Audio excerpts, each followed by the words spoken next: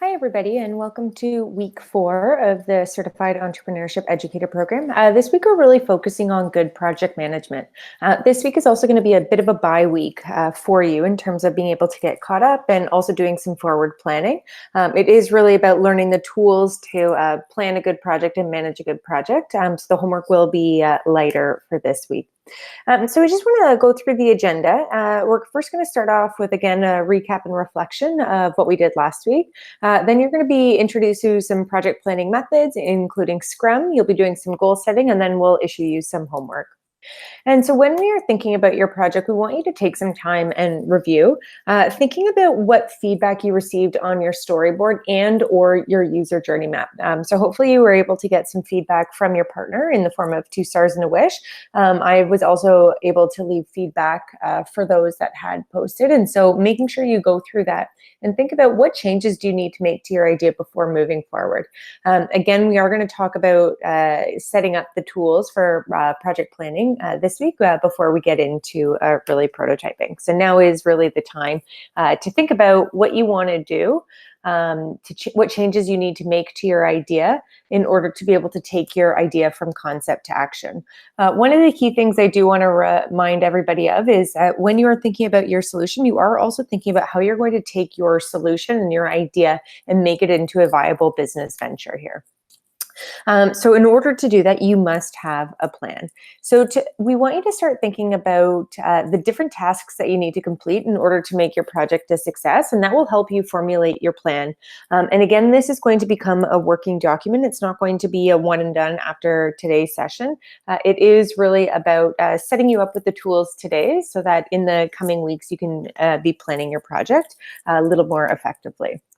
When you are thinking about doing this with your students, we have a project planning handout that we like to use. And again, even if they are working independently or with a partner, this document is really, really helpful. So this is available in the app that you will see. And it's really about outlining those different tasks that they need to complete in order to make their project a success. They need to figure out who is the person that is responsible. So are they working on their own? Are they working with a partner? Are they leveraging outside support? Are they helping or getting support from the teacher or a mentor or whomever might be able to be there to support them? And you also want to make sure that they have set themselves a realistic goal of a date that they can complete this certain task by. Again, this is a working document. They may not have all of the tasks written down initially ahead of time, but you want to start to think about what are those tasks that need to be completed first and foremost, and then adding to this document as they are going through. If they are working in partners or in groups, you do want to ensure that they do have an equal balance of workload between all team members, so it's not all falling to one person. Again, we're going to just flip back to your project here. When you are completing your list of tasks that you need to complete, they will change, as will your priorities, as you get further into your project. So again, today is really about setting you up with the tools so that when you go to do this agile planning, you're really thinking about what are your priorities today, how are those changing over time, and how are you going to move through those different priority tasks in order to complete your project. So we did talk a little bit about agile management, and we'll talk a little bit about that further in depth.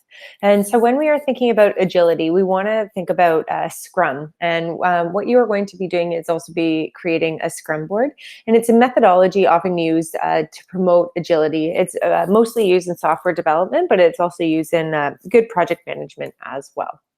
When you are thinking about a Scrum board, this is really what it looks like in its simplest form.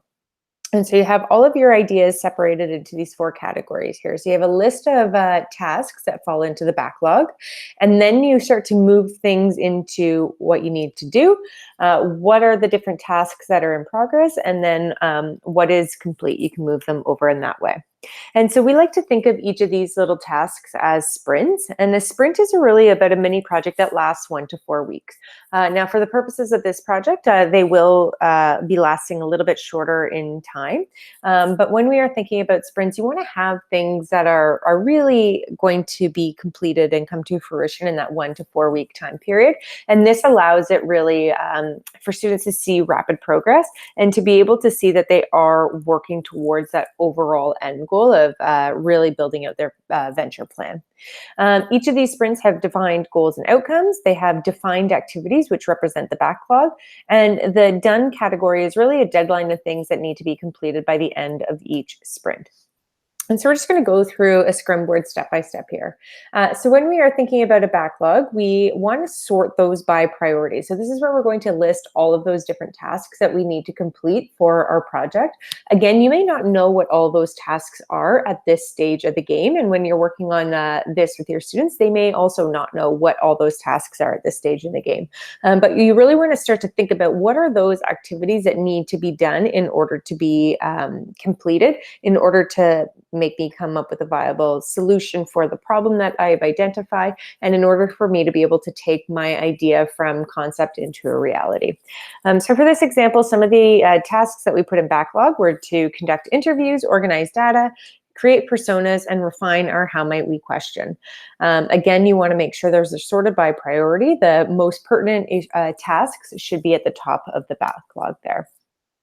And then you want to think about what are those tasks that you need to do. So this is really where that sprint planning is coming. Again, this may come from you as the teacher or the facilitator if you're wanting to tell students this is how you should be doing these in priority. But they should also be listing out what are those tasks that need to be done first in order for me to get to that second task in my next sprint. So if you're looking here, we had in our to-do list, we needed to first identify users, and then we also had to conduct those interviews. So it was hard for us to be able to conduct interviews if we didn't identify those users. And then once we did that, we were able to move conduct interviews from the backlog piece into the to-do list here. You'll also see here that we've put in dates. So again, this makes it actionable for students. It allows them to see that they need to be creating tasks by a certain time period, and it also puts that pressure on them. So for our to-do, we said they needed to conduct interviews. We wanted them to do that by October 1st. The whole team was going to do that. Then Wendy and Joe were responsible for organizing all the data by October 3rd, and then the personas would be completed by Jack and Sarah by October 1st. So you can see here that when the interviews were ready to be conducted, those had moved over to the in progress part, as well as the organize of data. That was still being completed here, the conducting interviews and the organizing of data. And so the personas piece hasn't moved over yet. And then lastly, when they are finished, you want to move in each of those tasks into the done category. So if they said, you know, we need to conduct interviews by October 1st and they've completed that, then you can move that task into the next piece here. And so when we are thinking about backlog, I want you to think about 3 to 4 things that you can do to start moving towards your goal of turning your idea from concept to reality. And so you may still be working through certain components of the last few weeks' tasks on your project, or you may also be thinking about how you are going to be thinking about developing a product, a service, what kind of prototype you might churn out. So you may create a list of items or a list of tasks that you can put in your backlog. We suggest putting those on sticky notes. And again, that way you can just have your Scrum board sort of moving along through the wall. We'll also issue you a handout in part of the homework that you could use as well if you'd prefer to use an online template. You also want to think about the deadlines for each sprint. So again, when you are thinking about these tasks, you may not have all of those tasks outlined just yet. And so you may not have an idea for what those deadlines are. But this is again for you to just think about as we get into the next coming weeks, how you are going to plot out and plan your journey to bring your concept or to bring your idea for your solution from concept to reality. So how you are moving through the Scrum is you always start your next sprint by moving items from the backlog to the to-do list. And so you want to make sure that as you are taking tasks from backlog, you're not having too many in to do, that it becomes overwhelming and impossible to complete. You want to think of maybe having 1 or 2 in your to-do, and then having which of those priority issues are you going to tackle first. When you are working through this with students, again, you want them to be looking at this project planning piece. You want them to be, again, setting those realistic dates, and you want them to be moving through those different tasks there. If you find that they are listing a whole bunch of different tasks and then you have different due dates, you want to try and line them in sequential order in terms of priority. So this is also a great tool to be using with sticky notes if you'd prefer to do that rather than have students write directly on this document. Again, it allows just for it to be a working, more fluid document there. So you could use for your students sticky notes and chart paper to create a scrum board, or or sticky notes in your classroom wall or somewhere in the room, just to have their scrum board posted. Or you could use an online platform like Trello, which is a website that you could check out and really see how Scrum technology is used for software development in Trello. So again, thinking about your project and some of the goals that you are wanting to set for yourself, you need to consider what goals you have for your project. You want to think about how you're going to ensure that your idea moves from concept to a reality. And you want to think about these goals as SMART goals. And so when we are thinking about SMART goals, it's really about goals that are specific, they're measurable, they're achievable, they're relevant, and they're time limited.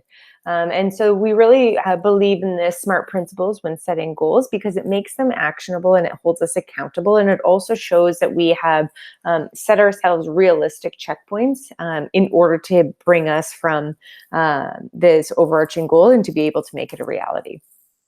When we are thinking about goals as SMART goals, so the first piece is that they are specific.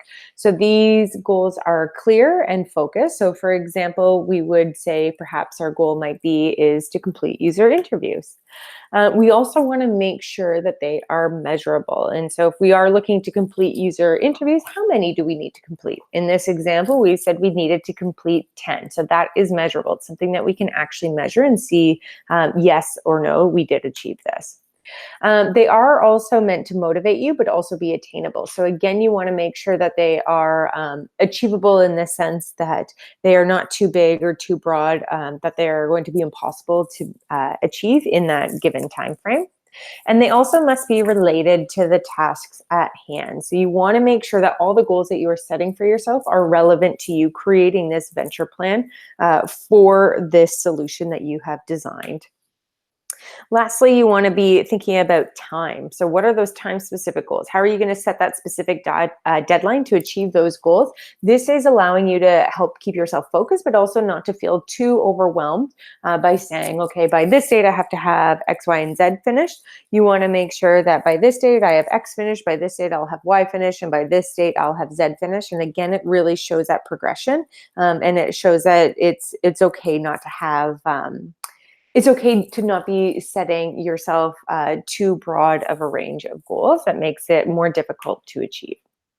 So for part of your homework, I want you to start to think about one goal you have for your project and one goal you have for yourself personally within the lens or within the realm of this project here. And so you don't need to share them with us, but again, it is for you to be able to start thinking about and to start planning for your forward plan here with your project. And so, for example, here we have project goals and personal goals, and we also have short-term and long-term goals. For your examples, we've only just left it blank, a project goal and one personal goal. So likely these will be more short-term only because this course is limited by time. But you may also have some ideas about long-term goals once this cohort is finished. For the example that we've used here, short-term project goal was to complete 10 user interviews by November 1st. And a long-term goal would be to have our prototype tested by over 10 potential users by the end of January. A personal goal might be to take 3 tutorials on Adobe Creative Suite to develop prototyping skills by December 7th. And perhaps a long-term goal is to expand my understanding of related industry jobs by speaking with 5 experts by the end of March. So you want to think about your own project goals and your own personal goals and come up with one. Again, thinking about that those SMART principles and how you are going to write and issue those goals for yourself. As you're working through with students, you want to be able to provide them with extra tools and concepts to help them really think about how are they going to take their idea from concept and make it into a reality. And so one of the activities that is in each of the courses here is a Lead Yourself Crazy Eights. And it's really about asking them 8 different questions. You may want to set a timer of, again, about 40 seconds each, where they're just brain dumping all of their ideas in each box, to think about what are some of the activities they can think about as they are going through the development of their project and the development of their venture plan here. In the app, the middle school entrepreneurship course, all of these activities are found in Module 7, and in the high school, it is also found in Module 7. Again, you have activities, you've got slide decks, and you've also got that comprehensive teacher's guide that's going to help support you and facilitate that dialogue with your students. So for your homework, what I want you to do is to create a list of tasks that you need to complete for your project. And I also want you to set yourself one project goal and one personal goal. Again, keeping in mind those SMART principles. Now, you do not need to submit anything. We are going to push out 2 different handouts that you can use for this activity, but you do not need to share those back with us. It's really about giving you this time to think about what project management looks like. And so it's going to set you up for the next few weeks there. Other than that, I just want to say thank you for tuning in tonight, and we look forward to seeing you for office hours soon. Thank you.